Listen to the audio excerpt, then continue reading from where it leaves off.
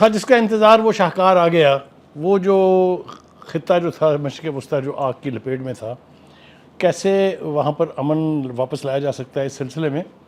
جو high level diplomacy ہو رہی تھی، جس میں پاکستان جو ہے وہ کی رول میں تھا. بلکہ اگر میں یہ کہوں کہ وہ انیشیٹو بھی پاکستان کا تھا تو کوئی غلط نہیں ہے. اس وقت بھی ہمارے ملک کی ٹاپ لیڈرشپ جو ہے وہ اس خطے سے ریلیٹڈ جو ممالک ہیں، یا خاص طور سے اس کانفلکٹ کے جو مین کریکٹرز ہیں ان کے ساتھ رابطے میں ہیں. ہمارے آرمی چیف اور فیلڈ مارشل جو ہیں وہ اس وقت ایران میں ہیں. کل وہ وہاں پہنچے تھے. جس شد و مد کے ساتھ، جس جوش و جذبے کے ساتھ ان کا استقبال کیا گیا، اس سے پاکستان اور ایران کے جو ریلیشنز ہیں ان کو طے کرنا بہت آسان ہے. عباس عراقچی جو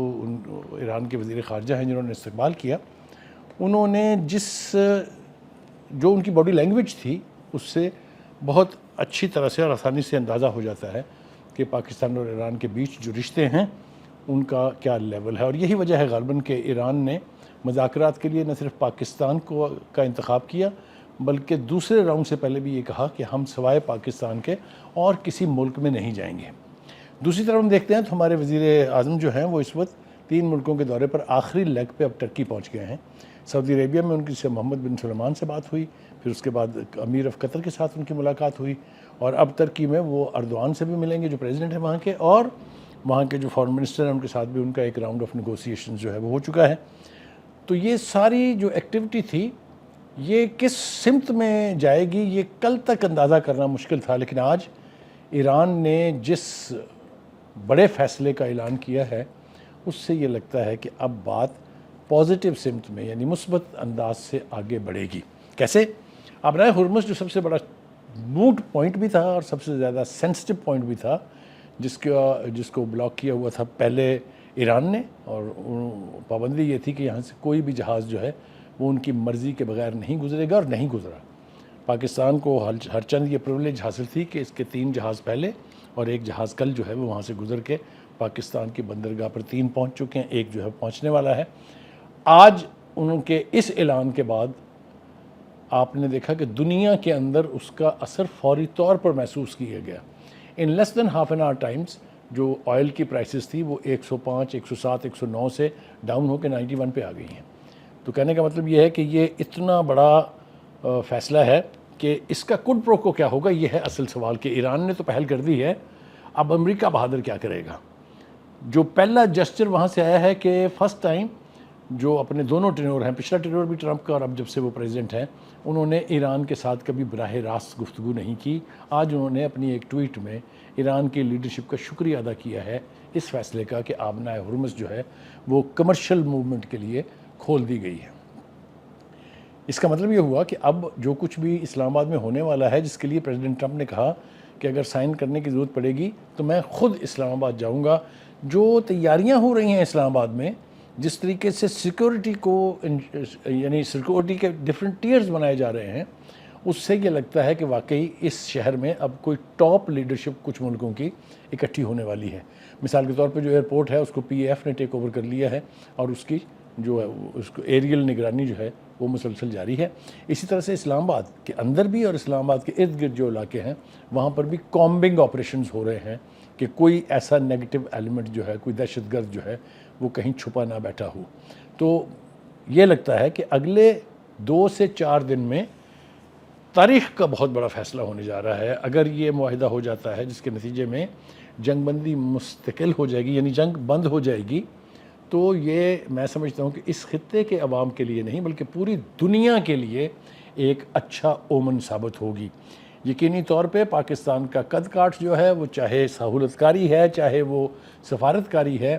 اس کے لحاظ سے اگر آپ دیکھیں تو آپ کو یوں سر اونچا کر کے دیکھنا پڑے گا. اور اس کو یہ ہم صرف اسیوم نہیں کر رہے ہیں، ہم صرف دعویٰ نہیں کر رہے ہیں، بلکہ اس کی تصدیق جو ہے وہ دنیا کے جتنے بڑے بڑے ممالک اور ان کی جو لیڈرشپ ہے انہوں نے کی ہے کہ پاکستان کا رول جو ہے وہ نہ صرف بہت پازیٹیو رہا ہے بلکہ پاکستان کے اس رول کی وجہ سے ہی بالآخر 2 متحارب قوتیں جو 47 برس سے ایک دوسرے کے ساتھ حالت جنگ میں تھی، وہ نہ صرف ایک ٹیبل پر اکٹھی ہوئی ہیں بلکہ وہ جنگ جس سے بے پناہ خونریزی ہوئی ہے اور جس سے بہت زیادہ خونریزی کا خطرہ تھا. کسی نے کہا ایرانین لیڈرشپ نے کہا کہ اگر ہمارے اوپر اس طرح سے حملہ ہوگا تو پورا خطہ جو ہے مشرق وسطیٰ کا وہ اس کی لپیٹ میں آئے گا. لیکن کچھ آبزرور جو ہیں وہ انہوں نے یہ کہا تھا کہ یہ یہاں تک محدود نہیں رہے گی، بلکہ اس میں پوٹینشل ہے کہ یہ تیسری عالمگیر جنگ کی بنیاد بنے. تو اس سب کچھ سے اگر گلو خراسی ہو رہی ہے، اگر جان چھوٹ رہی ہے، اگر امن قائم ہو رہا ہے، تو میں سمجھتا ہوں کہ پاکستان کا رول تاریخ کے اندر کوئی انڈرمائن کر ہی نہیں سکتا. صرف ایک ملک ہمارے پڑوس میں ایسا ہے مشرق میں جس کو اس کی بہت تکلیف ہے، اور وہ تکلیف بالکل جینون ہے، اس لیے کہ ہندوستان جو ہے وہ ٹوٹلی آئسولیٹڈ ملک ہے. اس کی لیڈرشپ کو اس پورے قضیے میں، اس پورے جنگ کے ماحول میں کسی نے منہ نہیں لگایا ہے، کسی نے پوچھا نہیں ہے، اس لیے کہ اس کی لیڈرشپ نے اتنی بڑی غلطی کی کہ جب نیتن یاہو تلا ہوا تھا ایران کے اوپر حملہ کرنے کے لیے، تو صرف 2 دن پہلے مودی نے یہ فیصلہ کیا کہ وہ جائیں گے ترکی، اور جا کے وہاں پر وہ جو ترانہ جس کی اب میمز بن رہی ہیں، fatherland motherland, fatherland motherland, تو اب وہ بھگتنا پڑ رہا ہے ان کو. چھپے بیٹھے ہیں اس لیے کہ ان کے اوپر لاٹھی چارج جو ہے، باہر تو جو ہو رہا ہے سو ہو رہا ہے، سوشل میڈیا پر جو ہو رہا ہے سو ہو رہا ہے، ملک کے اندر ان کی اپنی جماعت اور مخالف جماعتیں سب جو ہیں ایک طرح سے لاٹھی چارج شروع ہے مودی کے اوپر، اور مودی کہیں چھپنے کے لیے ان کو جگہ نہیں مل رہی ہے. یہ ایسا ہی ہوتا ہے جب آپ غلط فیصلے کریں، تاریخ کی غلط سائڈ پر آپ کھڑے ہوں، تو پھر اس کے نتائج کے لیے بھی تیار رہنا چاہیے. اب ہمیں امید تو پیدا ہو گئی کہ اب انشاءاللہ امن ہونے جا رہا ہے. Pakistan is going to host the second round of Iran U S talks, جس میں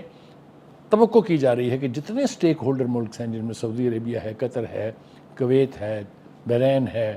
یعنی ایران تو ہوگا ہی، اور دیگر جو ممالک اس کے اندر سٹیک ہولڈرز ہیں، ان سب کی لیڈرشپ جو ہے وہ پاکستان میں آئے گی. کیونکہ اگر ٹرمپ آ رہے ہیں تو یہ